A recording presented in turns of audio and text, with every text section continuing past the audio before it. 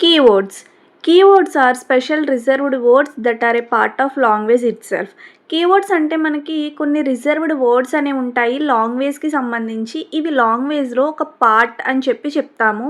Next వచ్చేసి they define the rules and structure of Python program which means you cannot use them as name for your variables, functions, classes or other identifiers.